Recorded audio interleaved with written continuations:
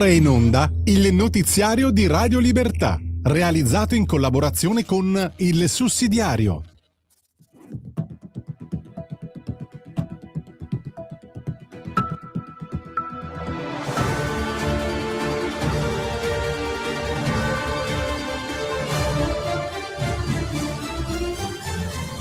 Benvenuti al telegiornale di Radio Libertà in collaborazione con ilsussidiario.tv. Oggi è venerdì 6 marzo 2026. Trump ridisegna gli equilibri globali. Il presidente americano vuole avere voce sulla successione alla guida dell'Iran dopo la morte di Ali Khamenei e manda un messaggio diretto a Kiev. Zelensky deve lavorare per la pace. Allarme dei servizi segreti italiani. La crisi con l'Iran aumenta il rischio terrorismo e crescono le minacce contro obiettivi israeliani ed ebraici. In Italia si accende il confronto sul piano casa. Il governo spinge sulle semplificazioni volute da Matteo Salvini, mentre dal Quirinale arrivano alcune perplessità. Dall'Europa arriva una sentenza destinata a pesare sull'immigrazione. In alcuni casi sarà la Germania, e non l'Italia, a gestire le domande d'asilo dei migranti. Sicurezza e ordine pubblico al centro del Parlamento. La Lega interpella il ministro dell'Interno Matteo Piantedosi su criminalità, controlli e presenza delle forze dell'ordine nelle città. E infine l'economia reale. Con la crisi internazionale tornano a salire i prezzi dei carburanti. Il governo vigila e promette tolleranza zero contro eventuali speculazioni. Questi i titoli. Ora le notizie. Trump ridisegna l'Iran. Pressione anche su Zelensky. Serve la pace. Apriamo dagli Stati Uniti e dalla crisi globale che sta ridisegnando gli equilibri internazionali. Il presidente americano Donald Trump ha dichiarato di voler avere un ruolo diretto nella fase che si aprirà in Iran dopo la morte della guida suprema Ali Khamenei, ucciso nei recenti attacchi su Teheran. L'obiettivo dichiarato è influenzare la successione ai vertici del regime degli Ayatollah e impedire che la Repubblica Islamica torni a minacciare la sicurezza regionale e quella occidentale.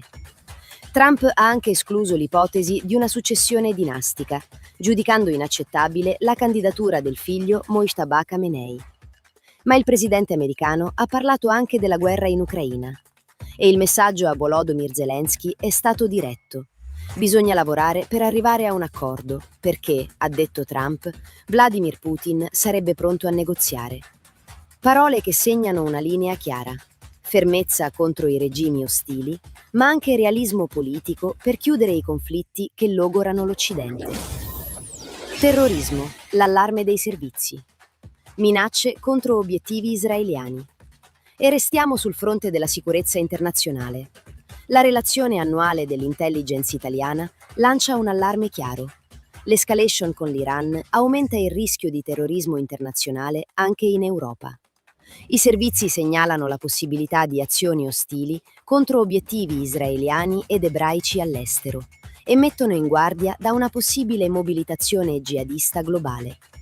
Nel documento si parla esplicitamente di minacce che potrebbero riguardare anche interessi occidentali e statunitensi. È uno scenario che riporta al centro la sicurezza interna e la difesa dell'Occidente democratico. Piano casa, nodo Quirinale. Dubbi di Mattarella, Salvini insiste. E ora cambiamo argomento e torniamo alla politica italiana. Il piano casa promosso dal governo e sostenuto dal ministro delle infrastrutture Matteo Salvini entra in una fase decisiva. Il provvedimento punta a semplificare le regole urbanistiche e a sbloccare il mercato immobiliare. Dal Quirinale arrivano però alcune perplessità su specifiche norme che riguardano i rapporti tra proprietari e affittuari. Il confronto istituzionale è aperto, ma la linea del governo resta chiara: sbloccare il settore della casa e ridurre la burocrazia. Migranti, sentenza UE. Berlino responsabile dei richiedenti. E sempre a proposito di Europa, arriva una decisione destinata a riaccendere il dibattito sull'immigrazione. La Corte di Giustizia dell'Unione Europea ha stabilito che in alcuni casi la Germania potrebbe essere responsabile delle domande di asilo presentate da migranti entrati inizialmente in Italia. Se il trasferimento verso il paese di primo ingresso non avviene entro i termini previsti dal regolamento di Dublino, sarà il paese dove il migrante si trova, in questo caso la Germania, a dover gestire la richiesta di protezione internazionale. Sicurezza, interpellanza Lega. Domande al Viminale. Torniamo ora alla sicurezza interna.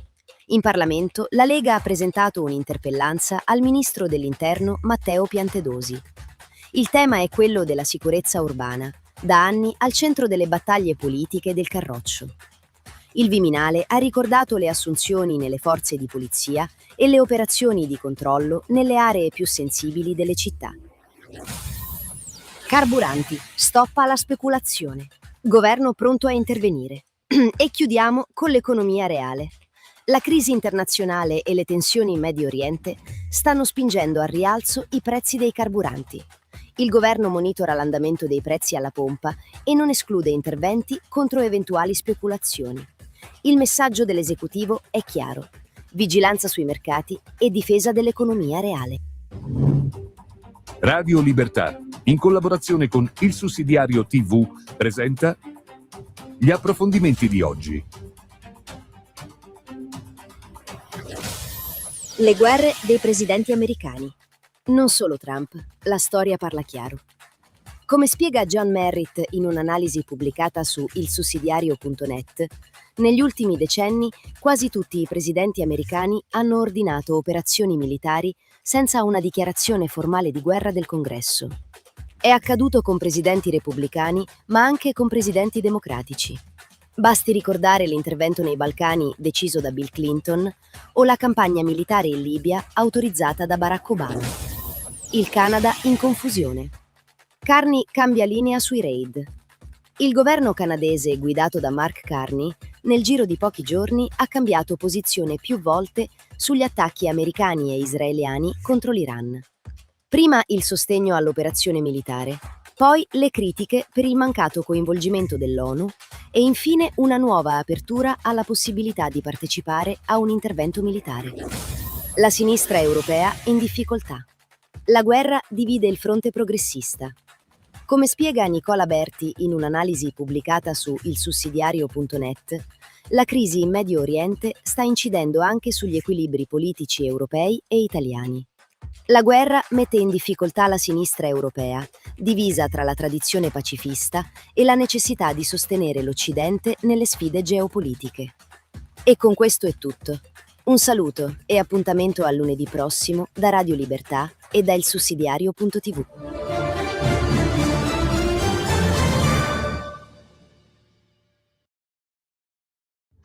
Avete ascoltato il notiziario di Radio Libertà, realizzato